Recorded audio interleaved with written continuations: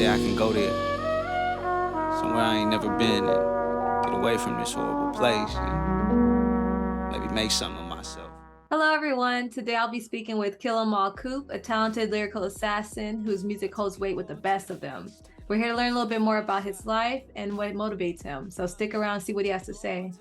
I find a lot of people through Instagram, but I will say there's a lot of people who I find on Instagram, and then you can tell they're inflating their numbers, and it's like, damn, went to the Apple Music and the music wasn't hitting like in the 30-second video, right? Yeah. It wasn't the case with you. Like I was like, oh, he's got discography. Like he's got albums out from 2016. I think is the first one on Apple Music. Yeah. So I mean, I used to do the mixtape thing, so it was definitely a whole bunch of SoundCloud stuff floating around out there as well. Yeah, it's weird. I don't know. I just didn't want to put everything on the DSPs. I know nowadays you have unlimited access to put all this stuff on DSPs, but some of this stuff is, I don't know if it was like, I don't know. I just don't want to put everything out there. I kind of like that you got to go to DatPiff and get it. You got to go to, certain places and find it. Nice. Yeah, I don't know. I'll probably end up putting a lot of that out eventually because, nowadays it's like free. I can just put it all out. I don't even have to, it's part of like the overall package you purchase nowadays. So I don't know. I just like having some stuff just left on those lost places. And I always feel like it's not my latest, most updated work too. So, but then DistroKid came in with like a yearly package, and it was like so much cheaper than TuneCore. You used to have to pay what you pay yearly just for one project on TuneCore, but I don't know what it is anymore. I just, yeah. So then you get to have unlimited singles, but I still see you like to take the EP approach. Like, you do a few singles here and there, but how do you feel about like artists that, I guess, you're a Drake fan too, like I am. Yeah. And they came out with how he pretty much released single, and then put all the singles that did really well on the album. What's your thoughts on that approach?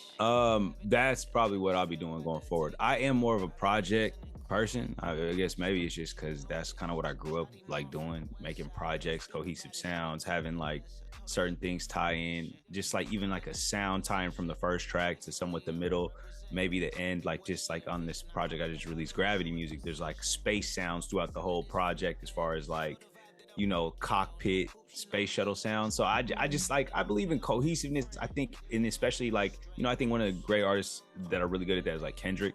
When you listen to a Kendrick project throughout his whole thing, it's really synchronized. So, but as far as singles though, I think that's the way to do it. That's how people are blowing up. That's what I would recommend anybody young trying to do it right now. I'd say go for singles. Like, invest your money in the studio time, get the beat, pay for it, and then make a video to it and then go from there. That's how people are blowing up nowadays. When did you figure out that you could do music? Unfortunately, it was after high school. So it was like I didn't really get to capitalize on like all my high school friends the way I wish I would have. Yeah, so it was like 2009. So so it was around that time. I was at junior college at the time, and I was writing articles for the newspaper there, and I was in the music department. And that was actually what I used to want to do. And then I started writing articles on like terrible artists, you know what I mean? Like artists that would just come to the school and perform, and they just really want, respectfully, you know what I mean? It's art, but then you start looking at it, like, well, I could like totally do better than this. And then I just did, you know what I mean? So, and then from there, I just kind of kept going, and then it lingered throughout my college years, and then, it took me here. Yeah, I remember reading somewhere that you were like in your dorm, and you'd be in between classes and just like doing it as many rhymes as you could. For sure, yeah. I mean, I was part of it all. You know what I mean? The experience, the process. I think consistency is the only thing that I always have. It doesn't matter how good you are. If you stay consistent, you never know if you have that one song that blows. And even if it's not about blowing up, because I'm past, like, I'm 33 now. It's past the point of like trying to blow up. I do it because I love it and I appreciate it. But yeah, I like that one. And it's funny because you brought up the singles thing, and it's like, I don't go for the one single. I make the music that I want to make, and then I'll make I'll do a video off of the songs that I really feel mean something to me. You've been an independent artist pretty much since you started. Like you said, you started from doing mixtapes. You used to sell mixtapes like on the street. Oh man, I was that guy. Yeah. I wasn't annoying with it. Like I know some dudes who hang out still downtown Seattle, back home where I'm from, and they still out there on 3rd Street getting it. And you know, it's just it's a lost art. It really is. People don't have CD players in their cars. And once, you know, I started realizing, oh, we're going to like Bluetooth, and remember past the aux, like nobody even says that anymore. Like, but I That's so always tell true. people to this second, you know, CD quality in your car is the best way. The quality of the when you're listening to the music through CD is better than Bluetooth. It's better than your aux. Yeah. It's still I'm disappointed that CD players are just like completely removed from cars. Yeah. I feel like technology nowadays could still figure out a way to make it so easy. It's just a quick, but you know, Yeah. nobody burns CDs anymore. And Yeah, then that's how we used to do before the yeah, iPod. Well, yeah, now we iPhone. No one even has the iPod that much anymore. But I see the yeah. turntable in the background. I was like, oh, he's a vinyl appreciator. Oh yeah, that's my thing. I got a bunch of them. I mean, I just appreciate music in all forms of it. The only thing I really haven't dove back into is much are like tapes and 8 tracks. I ain't really got Yeah. jiggy with those. So Same. yeah, those could kind of die off a little bit. Yeah. Very true. I guess also now a new promotion tactic, instead of doing like, you know, the CDs, people do the wearable like USBs. They pass those out at the show. That's pretty nice marketing too. I like that. Yeah, I've seen that too. They even got them with like little cheap headphones they come with, so you could like. I think that's Oh, unique. nice. I think it's super unique. It's just, you know, it's hard getting people to listen. You know what I mean? It's different nowadays.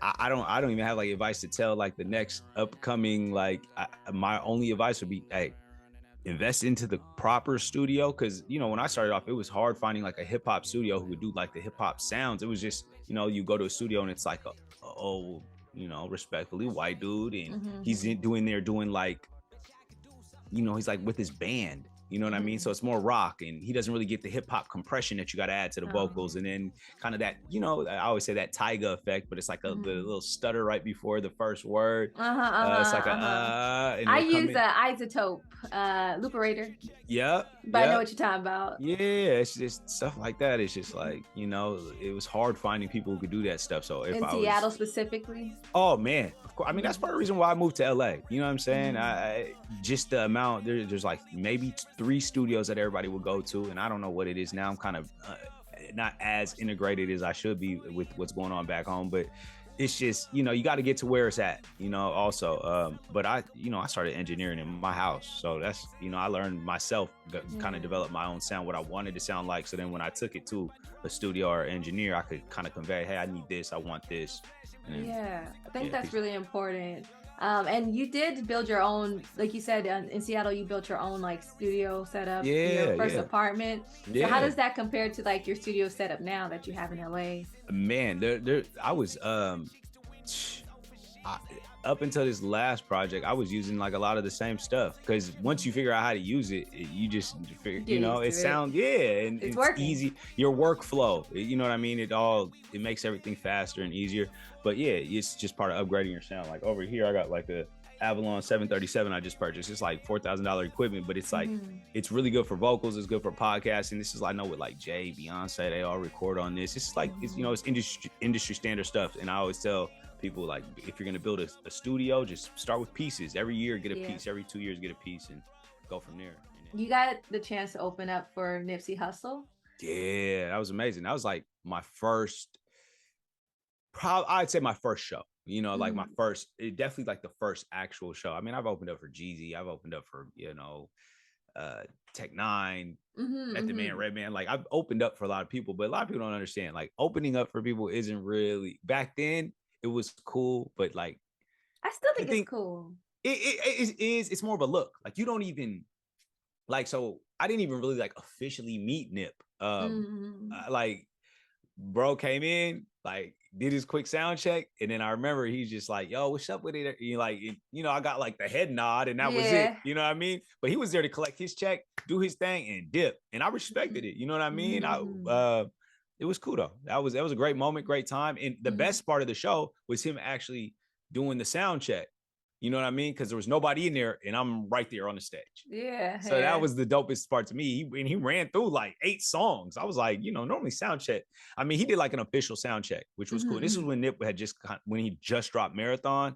So like most people didn't know who Nip was like that. But you know, being Seattle and LA, it's all West Coast. Like people love Nip where I'm from, and like just how as much as the people out here in LA love him. So You know what I mean? It was amazing. That was probably the coolest part, was the actual sound check. But yeah, man, I miss, man. I still remember where I was when he passed away. Like, I was at work. I remember I was like, damn, I was hurting. I was like, oh my God. So yeah, those emotions, man, it just, I still feel like the axis of the earth is off when after Nip passed. It was just Kobe, when Kobe passed. There's just certain people you're just like, this was really weird. Like, I understand people like he passing woke up away. the next day, was like, was that real? Let me just go double Yeah. check. Yeah, that's how, life is fragile, man. It really is. Yeah. In your song Cost of Wealth, you kind of mentioned basically that if Nip gave up on the people, that maybe he'd still be here. Yeah. I guess you want to elaborate more on that? Yeah. Well, you can interpret, interpret I'll that in let a you know couple how different I ways. interpret, and then you tell me if I'm wrong or not. Okay, go ahead. Go ahead. There's basically this whole phenomenon that like once you get out the hood, you should stay out the hood. And then there's the other hand where people say if you make it out the hood, you need to go back to the hood to give back to the hood. I think he just stayed too long. Mm. Like there was too much love. I don't want to tell him he can't go to his own store, but at the same time, where that store is, I don't know. It's just, I don't know that you can argue this so many different ways. It just really feels like sometimes you gotta. So okay, so Jay-Z and Beyonce, they don't do interviews anymore. But when they were starting out, that's all they did was interviews. And sometimes you got to know when to leave shit where it is. You know what I mean? And I'm not saying it never went to the store, but I feel like maybe he shouldn't have been just hanging out at the store, even though he owned the whole damn property. But to just be hanging out there maybe isn't the best of ideas at that time. Because I love the fact that he still, he went back, bought that spot for the hood, and he started his own. He got the business, $1 million business out of that spot, and and I understand, like, to feel like, what you mean I can't go here? That's probably was Nip's mentality. But sometimes, you just gotta I don't want to say like because he was already leveled up, but you gotta level up and be like, look, I ain't just hanging out there. I'm gonna go there for like guest appearances. Bit. It'll be this day on the 15th. I'll be there from this time to this time, and then I'm out. I got security with me. Yeah, it can't just be I'm pulling up to hang out. And that was, and I guess, some people I talked to, oh, he got caught lacking. Yeah, but at the same time, like, man, did he really? I don't know. It's that this whole situation. It's still like, that's what I'm saying. That's one of those situations that just don't feel right with me to this day. But yeah, like who was it? Like, this person that shot him, like what was the whole cause of it? You know what I mean? Like just clout. I guess just like the guy who killed John Lennon. Like it was supposedly a fan of John Lennon's that loved John Lennon but shot him. That doesn't make any fucking sense. Yeah. I mean, it's hard to be a musician. I just want to spread love and shit, but I don't want to get too famous that motherfuckers want to target on me. Yeah. And then if you do get too famous, you can't even, it's just got to know when to separate. Yeah. And I just feel like that was just a brief moment where he just didn't separate. He kept it a little too authentic, too hood, a little too G. When you sometimes just gotta be like, look, I don't even be going there no more because I already know what I could possibly run into. But who would have known some bullshit like that would have happened? So that's true. Man, rest in peace. You're right. I understand your view on that, and I get it. Yeah. So I guess you said that you guys only did like sound check. You didn't really speak too much. I guess I was gonna ask if you gave me any advice or if you guys. But listen, I'm gonna take advice. He didn't have to sit and give me a one-on-one advice. I've seen so many interviews from Nip. I'm gonna take the advice. I'm gonna find a way to get some advice. You know what I mean? Something he said to somebody else, I'm gonna steal it. I'm gonna steal your advice. Like that's how I handle anybody. If Hov say something or got an idea, I'm gonna steal it. You know what I mean? You can even look, since we're talking about Nip, like when he made the $100 CDs, everybody thought he was crazy. Next thing you know, he did the $1,000 CDs. People were still buying it. And then you see Eminem doing like promotional packages. And then it started like this whole package wave, which they outlawed. So remember, they were doing the bundles. Hey, you buy this t-shirt and it comes with the CD and that counts as an album sale. Yeah. So just like little things like those are ideas that help further, Kendrick, the way his albums are synchronized. That was an idea that I took as far as how to synchronize the album. A lot of people say Tory Lanez his initial sound, he was stealing from Kendrick and stealing from artists. That's how it happens, man. I mean, what is it? Imitation is a form of flattery. Yeah, like but J. Cole said, but I don't feel flattered at all. Oh, yeah. But you said that you wasn't gonna rap like J. Cole no more. You're gonna sell your soul. I did want to talk more about your last project, Gravity Music. And just kind of what was the inspiration behind it? I know you said that there's a lot of like, yeah, spaceship sounds and stuff, but what made you title it that? Like I said, I just like doing like projects. With this, it was I was working with a producer from the Netherlands, my boy Nelson, and we did a lot of stuff like at the beginning of the pandemic, and then I just tabled it, and then I put out and I even had to hit him up like, yo, bro, like I just right now I'm just not. This isn't what I want to put out right now. You know what I mean? We probably did about 5 songs, and the cost of going and getting it mixed and mastered and all that stuff. And I just sat on it, and I was just, this isn't it. It just isn't it. I don't know what it. I don't know if it's a sound, or what it was. But so there's the song Gravity Music, actually on the Gravity Music project, is the one he produced, and that's where the idea kind of came from. And a lot of that, what we were curating at that time, was to this project. Like this project was actually supposed to be a different sounding project with different beats, and I still have those songs. They could always get thrown out, but anyway, so I just sat on it, and I was like, this isn't it right now. Kind of lost the inspiration, the hunger for a while. Of course, it was COVID, pandemic, and just, I think everybody went through a little mini depression, and, it was just a weird time. Some people flourished. Some people's lives got better jobs. Like, it worked out for some people. I wasn't, unfortunately, one of those people who just worked out for it and everything was great. I feel like I landed on more of the average person where it was like, this shit kind of sucks, So anyways, kind of tabled that, then came out probably about maybe a year ago, and was like, all right,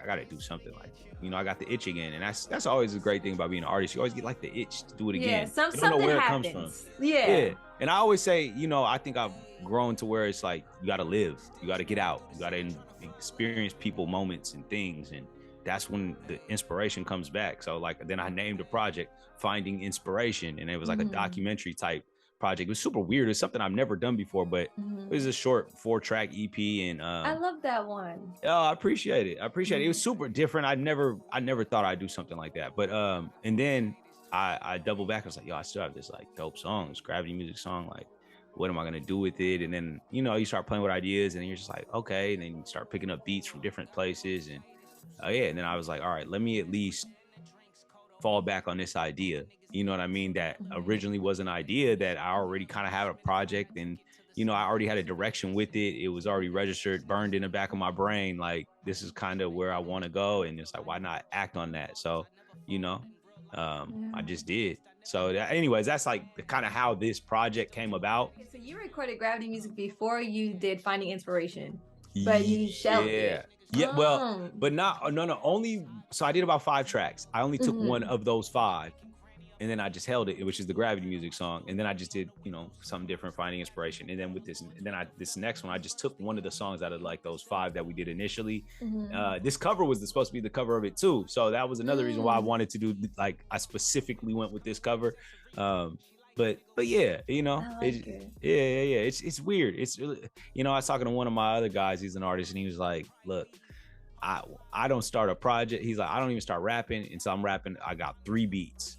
And I kind of understood what he's saying, because I'm the same way. Like, I like having like 2 tracks that I'm working on at the same time. Yeah. And you kind of run into a mini writer's block here on this song, and then you just go to the other one. Yeah. Yes. And when you just have the one, it's kind of like you're just trying to force away at the one. Yeah. So, but you know how it is, like, you might write a song in 15 minutes, and one might take you 15 months. Like, it is what it is sometimes. So I understand what you're saying. How you felt like you kind of had to like shelve it for a little bit, experience life a little bit more.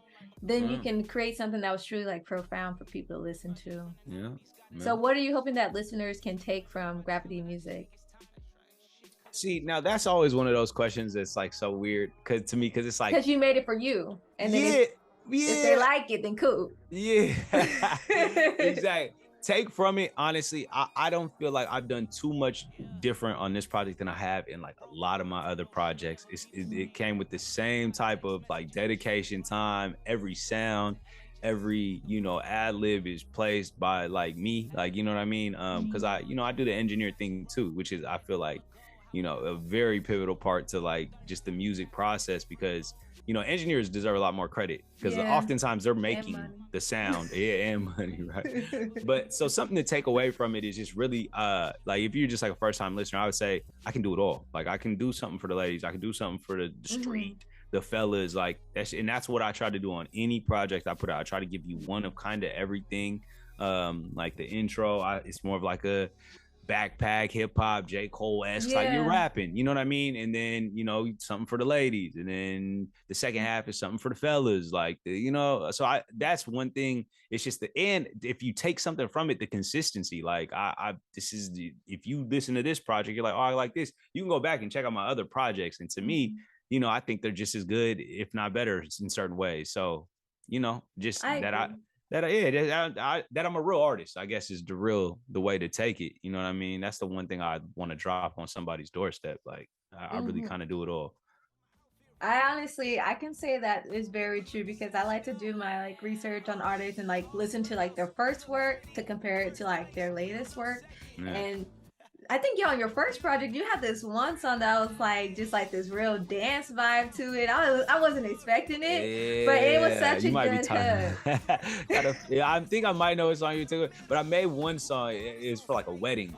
It was like it's like I wanted to have something like if you ever had a wedding, you could play the song. It's exactly that song. Feel good flow, a feel good mix. I gotta feel. It might be something. It was so good. It was such a ball. It's something. It is something I still laugh at, but like if I ever walking down the aisle and somebody plays that, that's what that's for. It's a wedding type song. It's like that's the reception song right there. Yeah, it's like, you know, you're at a retail store and they got the DJ spinning. You could play that one. There's no cuss words. So I want to kind of circle back to your EP, Finding Inspiration, an audio documentary. I like the whole title because I did feel like it was an audio documentary. Like I was listening to aspects of your life, things that you were going through. And it kind of sounded like, it sounds so cliche to say, like a diary. You know what I mean? Like you were writing to yourself about things that you were going through and maybe things that you weren't able to like directly say to people. About situations, but you were able to put in your music. It sounded to me like maybe you were dealing at the time and your mom was like kind of looking the other way.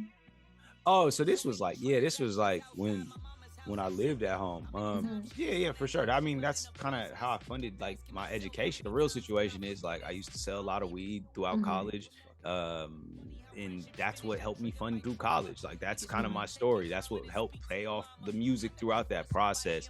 I had a legal job at the time, and then like I would go to the legal job. I was working at Sports Authority. I was working at Finish Line, and I go to the job and be like, yo, I'm missing money and I'm actually making more money not doing this. So I ended up quitting. But then when you start doing shit like that full time, that's when my older brother told me this years ago. He's like, you get caught when you get greedy. And I feel like I got greedy. And then, I ended up catching a felony over it. It's expunged off my record now. It's all water under the bridge. You know what I mean? As it should be because weed is legal now. Yeah, right. It didn't make it right, but at the same time, they gave me a felony for it. It was kind of crazy. But yeah, my mom's house got raided. It was embarrassing. I felt terrible for her. You know what I mean? And it's embarrassing. You know, all these cop cars in front of your house, they're literally tearing. I mean, they tore my fucking room up. I mean, it's just unnecessary, you know what I mean? And they definitely go the extra mile. And all of it was for, at the time, all they found was a pound of weed in my house. So it was just like, was all that necessary? Another thing I want to talk about on that project was your song, Love and Hip Hop. And you kind of reveal a little bit about you being in a relationship 12 years off and on. It sounded like kind of like a love letter that you were writing to somebody in one verse. Nah, so the thing was, that song was about hip hop. So it's like a love letter to hip hop. Good. Yeah, I like that. So maybe when you listen back, it might, you know, when Kanye made that one, there's like a song about Chicago and, but yeah, so that's kind of how I played off that. So it's not a love letter about a person. It's my love letter with hip hop. Like my relationship with hip hop on and off for 12 years.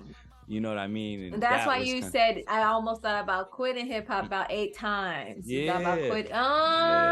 I get it. I love that. For sure. Double entendre. No, for sure. But that honestly, that's it. The song is really about like my ongoing feud with hip hop. It's like a relationship. It's just an on and off thing. You fighting with it. You do want to do it. You don't want to do it. You're tired of it. You just, you know what I mean? And you know, that's what, I don't know. I think that's the plight of an artist. That's something you live, you just die with. You know what I mean?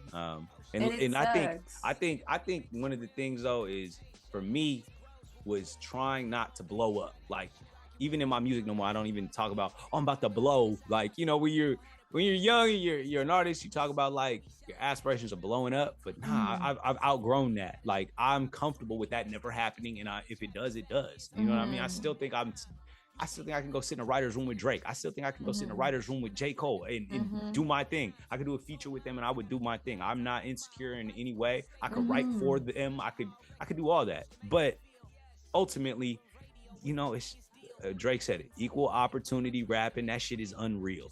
There's no like, you can't compare my skills to somebody unless you put me in that room with them. So one thing I do anytime I work with the artist bigger than me or on the same caliber of me, I'm really gonna go in there and I'm gonna do my thing. Like, you know what I mean? And I've never stepped on a feature to this day where I think somebody really like, damn, he killed me. I gotta like, you know, I've never had to rewrite a verse. Like, I'm always coming with it. So I'm just that confident and comfortable with what I do to where it's like, I think that made me ultimately feel like, okay, I don't need to really be out here trying to force the issue of how good I am or try to sell people on, you know, or be mad that I didn't blow up. Like, it just is what it is.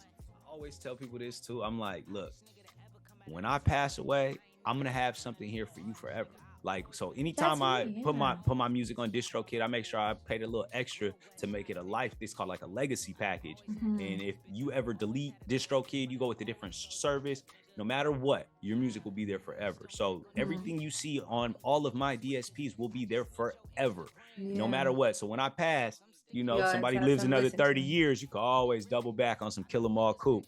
You know, come rock with your boy Coop. It's gonna be there forever. And that's, I'm leaving something behind, whether it be, you know, people start families and leave legacies of families behind. If I do have a family, cool, I'll leave that behind. If not, this is something I'm going to forever be able to leave behind. And a lot of people I know have passed away and don't have anything left behind except to the immediate family. And now I have something. And to me, that's the win of life. You know what I mean? Like, there's something here. I'm not everybody's Elon Musk. Not everybody's going to be able to make incredible things that stick and just last for the future of life and make life better. The average person doesn't do that. The only thing I feel like I can definitely provide is a solid sound. Everything is going to be, you know, mixed right, done at least the way I like it. I love it. You know what I mean? And it's something that I'm leaving. And that to me is like the most important thing right now. So it's not about blowing up. It's about what I can leave behind. I love that. Yes. Yeah. That's pretty much what pushed me to finish the EP once my daughter was born. I was like, so am I just gonna tell her I love music but I never put out anything? Like, come on. Come on. Yeah. And that's why I was listening to one of your podcasts. Also, I'm gonna link your podcast too, so you guys can check it out. Appreciate it. But one of your podcasts was basically just talking about how everyone's so afraid to just like release shit. You know what I mean? Like, they wait forever until it's done, till it's finished.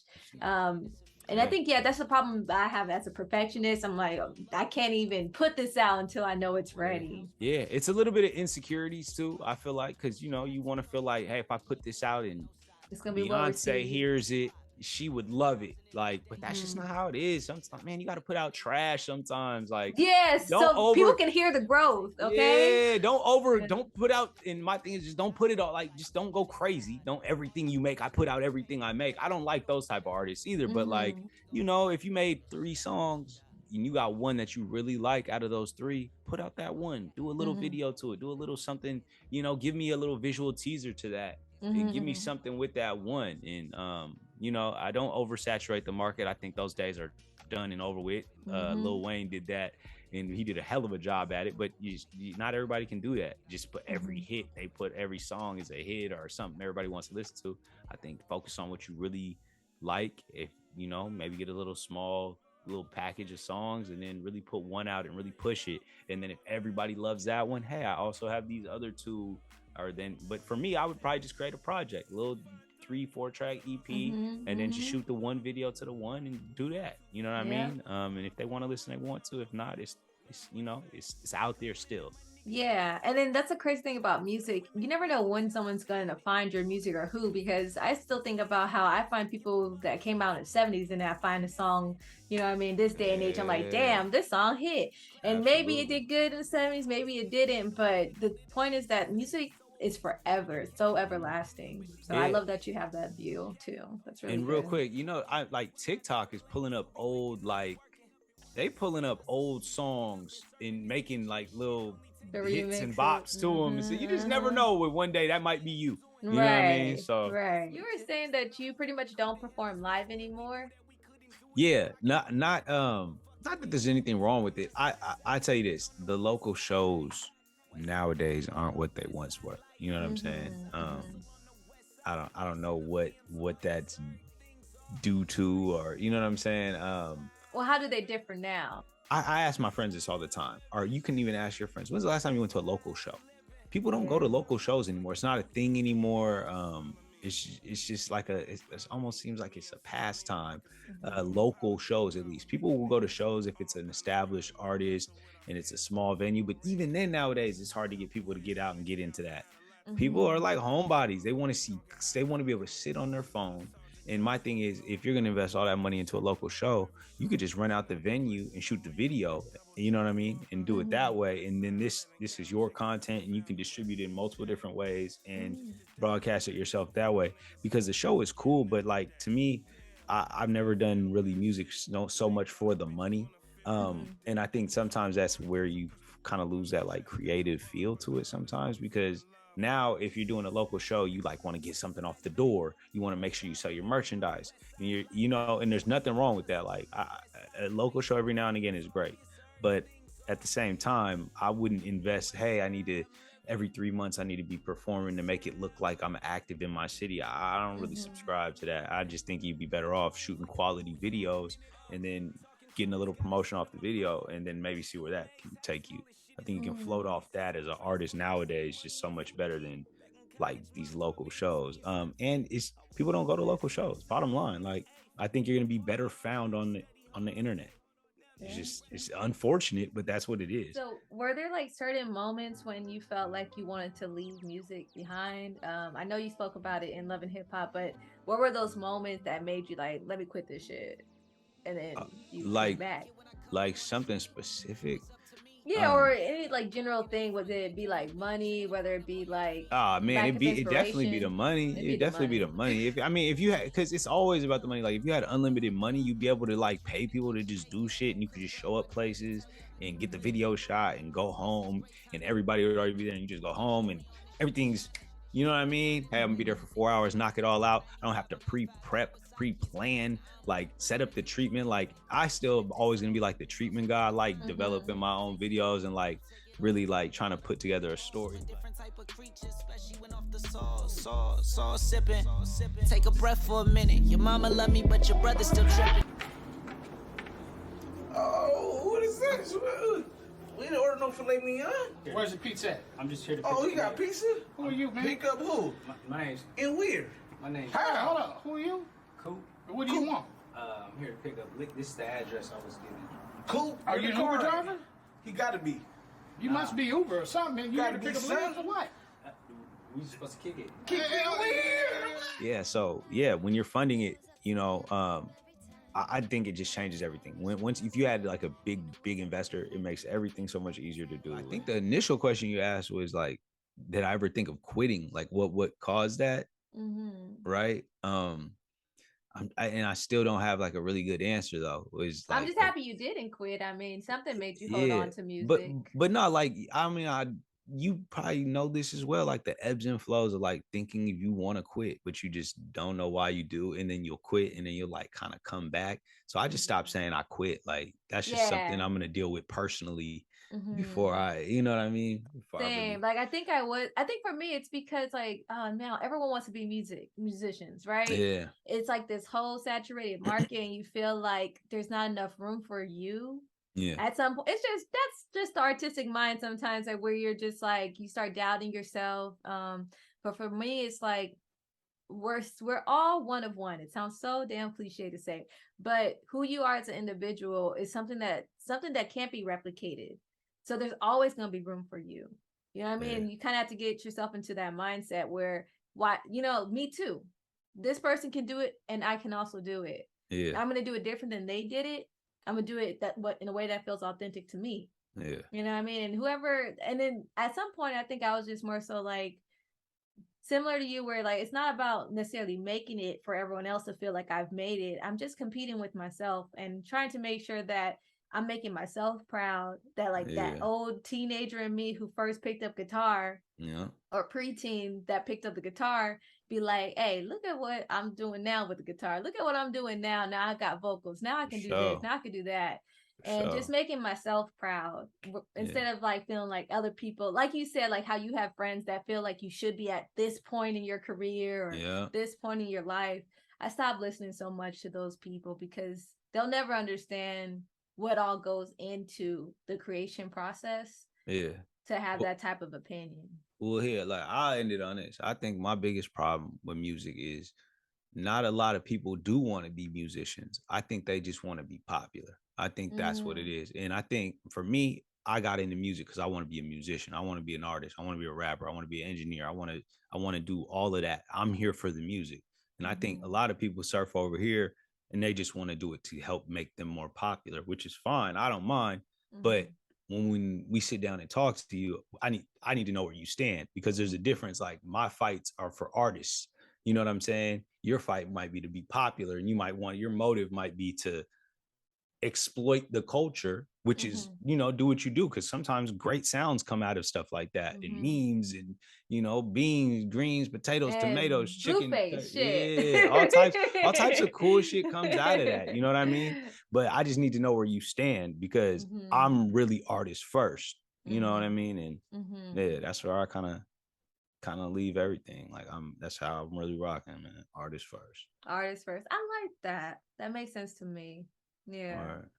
A lot of posers out here, but hey, I'm happy. I'm happy, man. You're as genuine as you seem. You're as genuine as the lyrics provide. So thank you. Appreciate you. All right. I think that is it for us. Thank you guys so much for watching this far in the video. Please follow KillemAll Coop on all platforms. You got them on YouTube, Instagram. Make sure you also do the streaming platforms too, because this is someone you're going to want to add to all your playlists. Thank you. I used to rap like J. Cole, got tired of being broke, so I sold my soul.